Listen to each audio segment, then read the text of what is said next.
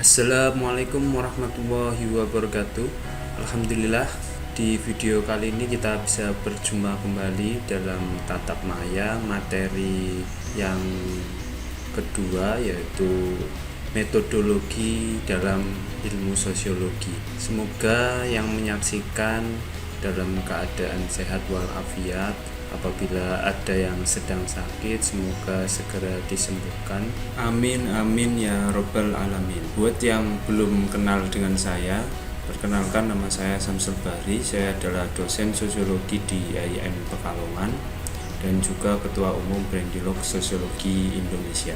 Sebelum membahas metodologi dalam sosiologi, kita akan terlebih dahulu membahas mengenai ontologi, epistemologi, dan aksiologi dari ilmu sosiologi itu sendiri. Ontologi, kalau secara etimologi, ontos artinya berada dan logos itu artinya ilmu. Jadi terminologinya, ontologi adalah ilmu yang membahas persoalan hakikat, eksistensi, keberadaan atau wujud segala sesuatu, atau ilmu yang membahas sesuatu yang telah ada, baik secara jasmani maupun secara rohani. Tapi agar lebih mudah memahaminya, sebenarnya ontologi itu bisa diartikan sebagai objek kajian sebuah ilmu. Jadi kalau kita melihat ontologi dari ilmu sosiologi, berarti objek kajian ilmu sosiologi itu apa? Objek kajian ilmu sosiologi adalah masyarakat. Selanjutnya adalah epistemologi. Epistemologi adalah epistem, yang artinya pengetahuan. Epistemologi merupakan cabang filsafat yang secara khusus membahas teori ilmu pengetahuan.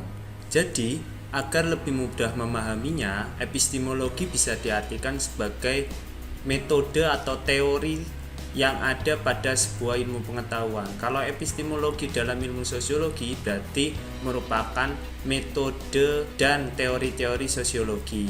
Metode di dalam sosiologi ada metode kualitatif dan metode kuantitatif. Kalau teorinya ada banyak sekali, bisa dibaca di buku teori-teori sosiologi. Selanjutnya ada yang namanya aksiologi. Aksiologi itu aksios, yang berarti nilai atau ilmu yang membahas tentang kegunaan pengetahuan dalam kehidupan manusia, yang mengkaji tentang nilai-nilai etika dan estetika. Agar lebih mudah memahaminya, aksiologi bisa diartikan sebagai manfaat dari sebuah ilmu. Jadi kalau aksiologi dari ilmu sosiologi adalah manfaat ilmu sosiologi. Baik, itu tadi pengertian dari ontologi, epistemologi, dan aksiologi. Jadi ontologi adalah objek kajian ilmu sosiologi, epistemologi adalah metode dan teorinya, dan yang ketiga aksiologi. Aksiologi adalah manfaat dari ilmu sosiologi itu sendiri. Sekarang mari kita beranjak pada pembahasan berikutnya, yaitu metodologi dalam ilmu sosiologi. Jadi metodologi dalam sosiologi secara umum dibagi menjadi dua, yaitu metode kualitatif dan metode kuantitatif. Tapi kalau menurut Horton, itu metodologi dalam sosiologi ada beberapa bagian, yaitu studi cross-sectional dan longitudinal, eksperimen laboratorium dan eksperimen lapangan, dan yang terakhir adalah penelitian pengamatan. Mari kita bahas satu persatu. Studi cross-sectional itu merupakan suatu pengamatan kalau di dalam penelitian yang meliputi suatu daerah yang luas dan dalam jangka waktu tertentu. Kalau studi longitudinal adalah suatu studi sepanjang waktu yang menggambarkan suatu kecenderungan atau serangkaian pengamatan sebelum dan sesudahnya. Kalau studi eksperimen laboratorium itu ada subjek orang yang dikumpulkan dalam satu tempat atau laboratorium, kemudian diberi pengalaman sesuai dengan yang peneliti inginkan. Kemudian perilaku-perilakunya itu dicatat dan disimpulkan oleh seorang peneliti itu namanya eksperimen laboratorium di dalam studi sosiologi. Kalau eksperimen lapangan itu pengamatan yang dilakukan oleh peneliti di luar laboratorium, di mana peneliti memberikan pengalaman baru kepada objek secara umum, kemudian diamati hasilnya. Jadi bedanya kalau eksperimen laboratorium itu orang yang ingin dijadikan subjek penelitian itu dikumpulkan dalam satu tempat. Kalau eksperimen lapangan itu tidak dikumpulkan dalam satu tempat, tapi sama-sama diberi stimulus atau diberi pengalaman-pengalaman baru. Ya, misalkan eksperimen laboratorium, orang dikumpulkan dalam satu ruangan yang biasanya sehari-harinya sering menggunakan gadget, bahkan tidak bisa lepas dari gadget. Dalam studi itu, orang-orang yang dikumpulkan di sana tidak boleh pakai gadget. Tapi kalau eksperimen lapangan, itu orang-orangnya diberi pengalaman baru, yaitu silakan Bapak dan Ibu tidak boleh menggunakan gadget, tapi tetap di rumahnya masing-masing, tidak di dalam satu tempat yang dikondisikan. Itu kalau eksperimen lapangan. Selanjutnya, kalau pengamatan lapangan itu sebenarnya hampir sama dengan eksperimen, hanya saja dalam penelitian ini kita tidak mempengaruhi terjadinya satu kejadian. Jadi kita meneliti natural apa fenomena yang terjadi atau permasalahan yang terjadi yang ada di masyarakat. Sedangkan kalau secara umum metodologi dalam sosiologi dibagi menjadi dua. Yang pertama adalah penelitian kualitatif, yang kedua adalah kuantitatif. Kalau penelitian kualitatif sendiri adalah sebuah metode yang mengutamakan bahan yang sukar dapat diukur dengan angka-angka atau ukuran lain yang sifatnya eksak walaupun bahan itu ada di dalam masyarakat, atau mudahnya penelitian yang sifatnya ideografis, ya, mendeskripsikan atau menggambarkan suatu fenomena atau permasalahan sosial. Itu adalah penelitian kualitatif. Kalau penelitian kuantitatif itu merupakan penelitian yang menggunakan bahan-bahan penelitian berupa angka-angka. Jadi datanya itu angka-angka, sehingga gejala yang diteliti dapat diukur dengan skala, neraca, indeks, tabel, formula. Untuk lebih mudah dalam memahami perbedaan antara penelitian kuantitatif dan kualitatif, ada beberapa perbedaan di setiap tahapannya.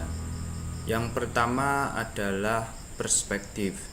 Jika penelitian kuantitatif perspektifnya adalah objektif atau nomotetis, artinya penelitian kuantitatif menghasilkan sebuah realitas yang dapat diklasifikasikan, konkret, teramati, terukur, bebas nilai, dan datanya berupa angka-angka.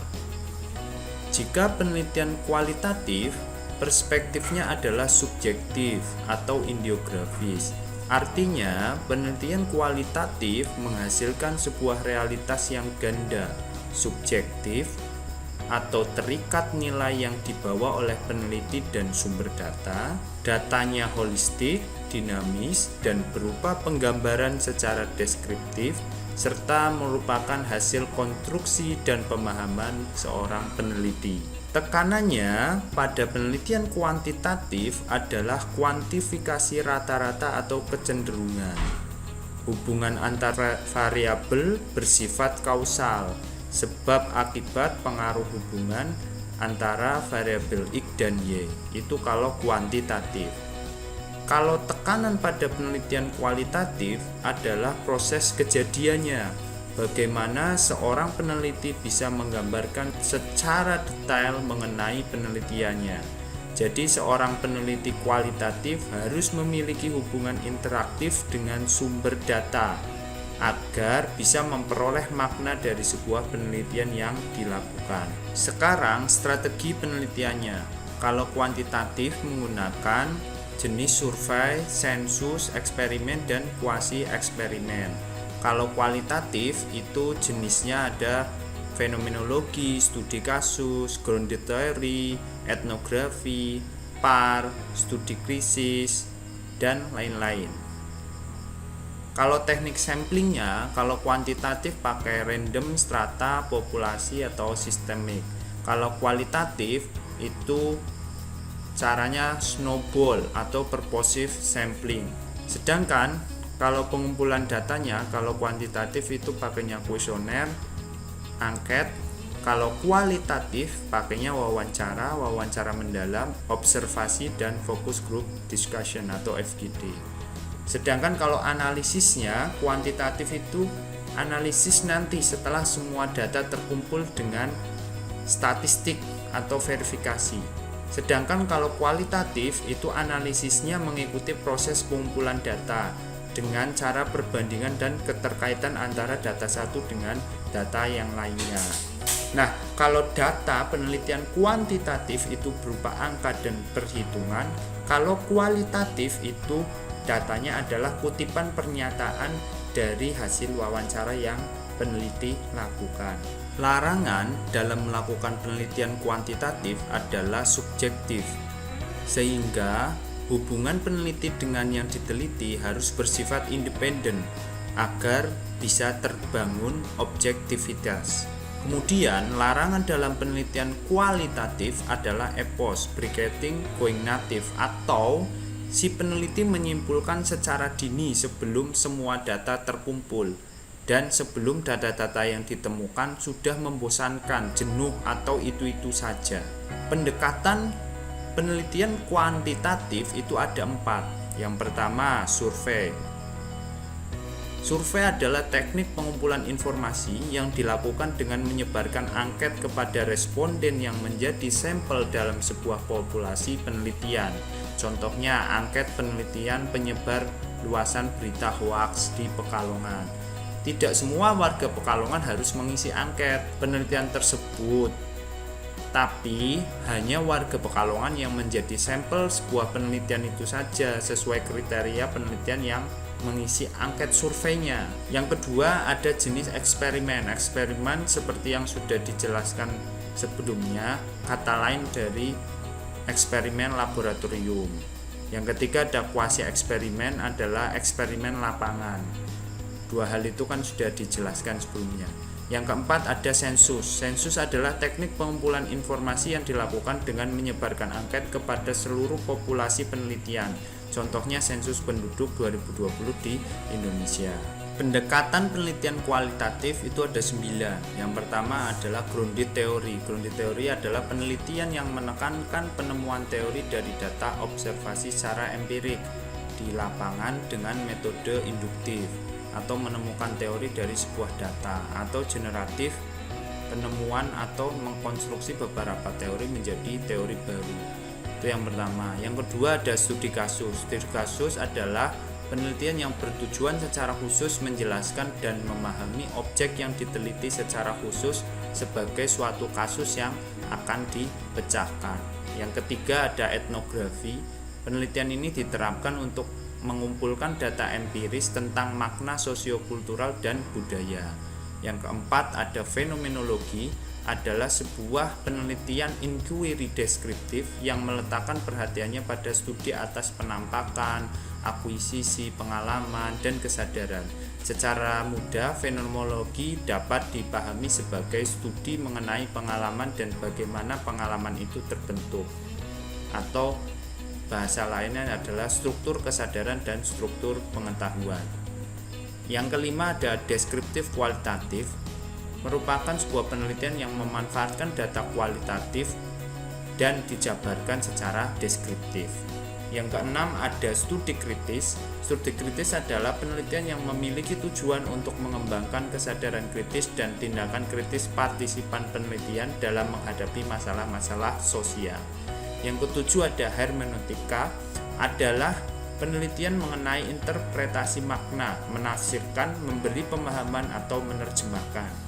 Yang kedelapan, ada semiotika, penelitian mengenai tanda-tanda dan proses tanda, indikasi, penunjukan, kemiripan, analogi, metafora, simbolisme, makna, dan komunikasi. Yang kesembilan, ada PAR atau Participatory Action Research, adalah penelitian yang dilaksanakan secara partisipatif di antara masyarakat dalam suatu komunitas atau lingkup sosial yang lebih luas untuk mendorong terjadinya aksi-aksi transformatif atau perubahan kondisi hidup yang lebih baik. Nah, di sini saya contohkan data kuantitatif dan data kualitatif. Kalau data kuantitatif mengenai seberapa sering mahasiswa belajar gitu ya.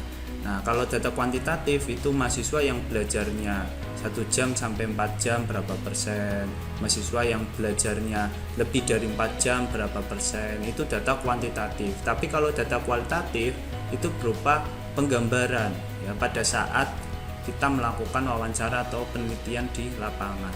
Misal di sini saya beri kutipan dari narasumber ya, jadi dia menjawab ya kadang-kadang belajar 1 jam, kadang-kadang tidak sama sekali, atau dia menjawab ya belajar kalau mau ada ujian saja. Itu jawaban-jawaban kualitatif. Selanjutnya, dalam melakukan penelitian kuantitatif maupun kualitatif itu ada yang namanya perspektif etik dan emik. Kalau perspektif etik adalah perspektif dari peneliti itu sendiri. Kalau emik adalah perspektif dari orang lain atau objek atau narasumber atau subjek yang kita teliti. Nah, di dalam penelitian kuantitatif itu karena sifatnya sangat objektif, seorang peneliti bisa menekan perspektif etiknya. Jadi penelitiannya akan bisa objektif. Tapi sebaliknya pada penelitian kualitatif itu sangat sulit sekali untuk menekan perspektif etik dari seorang peneliti. Oleh karena itu di sini di dalam melakukan penelitian baik kuantitatif maupun kualitatif itu sebaiknya seimbang. Jadi jangan sampai terlalu banyak perspektif etiknya ya. Jadi harus kita tekan. Kalau kuantitatif kita tekan perspektif etiknya, kalau kualitatif kita tekan lebih tinggi lagi perspektif emiknya, agar yang muncul pada kesimpulan penelitian kita itu semuanya hasilnya baik. Baik, terima kasih sudah menyaksikan video ini sampai akhir. Semoga bermanfaat. Sampai bertemu lagi di video selanjutnya. Assalamualaikum warahmatullahi wabarakatuh.